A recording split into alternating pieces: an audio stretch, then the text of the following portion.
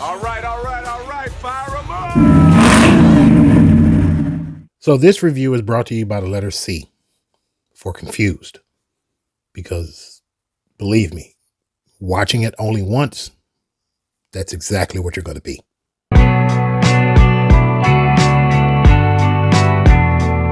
Wolfman is the 2025 film directed by Leigh Whannell, the same man who directed 2020's Invisible Man. So I guess he's going to be the person that takes every Universal monster and gives it a more modern take. Now remember, all these monsters were supposed to have their own shared universe, and starting with Invisible Man, but apparently Universal decided to scrap that whole idea and just decided to give Whannell free reign to take these movies and do what he wants with them. Now, because of the success of Invisible Man in 2020, they turned around and gave him permission to do Wolfman. And it looks like this one is going to get him a third film. What that next one will be, I don't know. Wolfman stars Christopher Abbott and Julia Garner as Blake and Charlotte, and they take their daughter out to an old farmhouse out in the middle of nowhere, specifically just because he was afraid of something else may happening. And while he's out there, he gets attacked by some sinister beast. Well, it's a werewolf. You can tell that by the title of the film. And then after that, there is this slow burn and emphasis on the word slow as he transforms into the one thing that he dare not turn into. Now, I have to emphasize the word slow because even through the 90 minutes after he gets attacked, you don't actually see him turn into the actual werewolf. I love werewolves, and watching this film, you don't actually get what you expect. Going into this, I expected a horror film. I expected the old werewolf and Wolfman movies that we've seen for so many years. I expected to see a full-on werewolf, pretty much like werewolves that we got a few months ago with Frank Grillo, sorry. But that's not what you get. What you have here is not a movie in which a man transforms into a beast and has to be dealt with by his wife and child. What you get is a slow fall from grace as this man turns into the one thing he didn't want to turn into. And they look at this whole transformative thing of going from man to werewolf, not so much as the curse like we've seen in other movies, but something like a degenerative disease.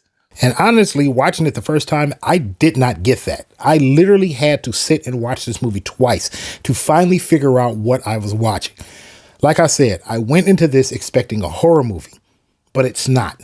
This film is a Greek tragedy wrapped in a character study of grief and trauma, childhood trauma specifically, and parenting layered on top of all of that.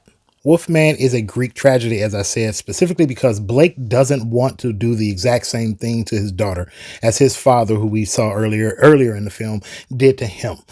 Now, me being a parent, I know exactly what Blake is going through. I had a rough childhood, and I don't want to be the same parent to my children as my parents were to me. Now, don't get me wrong, I don't hate my parents by any stretch of the imagination, but a lot of the things I have internalized on myself, I don't want to pass on to my kids. I want to let them have a free reign of emotions and let them grow up and without having to stress out about the things that adults should be stressing out about. And that's what Blake is trying to do for his daughter. But just like in a Greek tragedy, all of his actions actually wind up scarring his daughter and him putting her in danger, even though he's trying his best not to do it. And that's exactly how Greek tragedies mostly play out.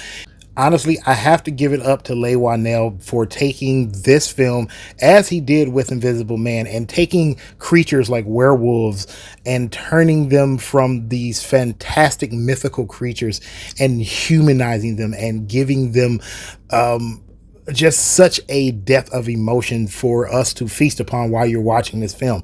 If you watch this the first time and expect a horror movie, you're not going to get it.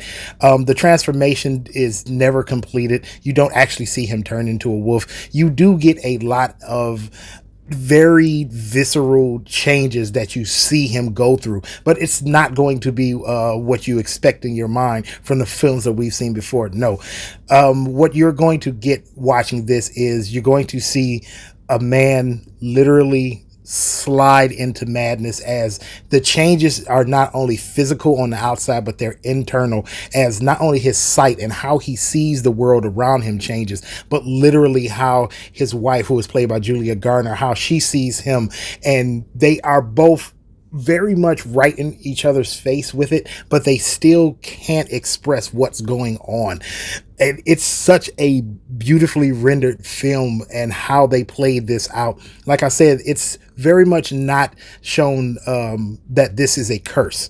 They're literally looking at this as a degenerative disease, pretty much like everybody went through with COVID. And Blake is very much very scared of dying alone, and that is something that we all either have to go through or watch somebody that we love go through. And I think that this film does a great job of putting that on Front Street, and using a old trope like werewolf and lycanthropy as the vehicle in order to tell that story. We've seen a film like this before, Ginger Snaps, but that one was used to explain female hormones and going through puberty for women.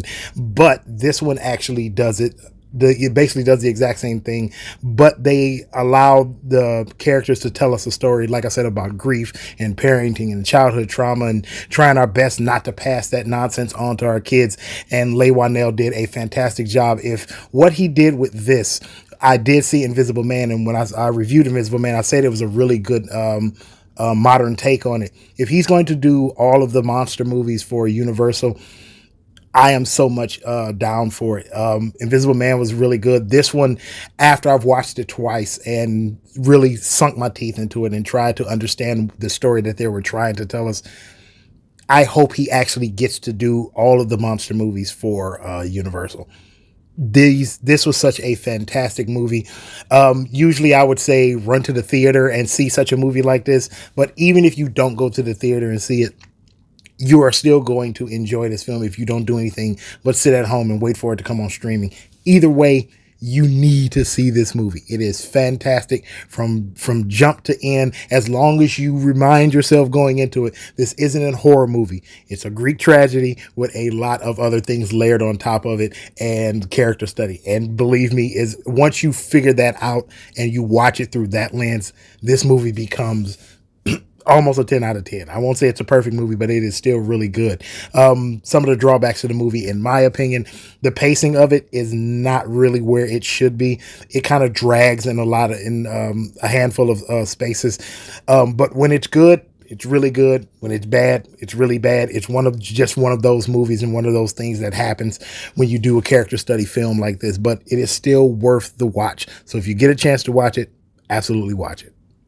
So that's my review for Wolfman. Did you see it? Are you going to go see it? Tell me what you think in the comments if you do, and when you do, if you do. And that's it for now, and we will catch you in the next video. Don't forget to like, share, and subscribe, and I appreciate it. I'll catch you next time.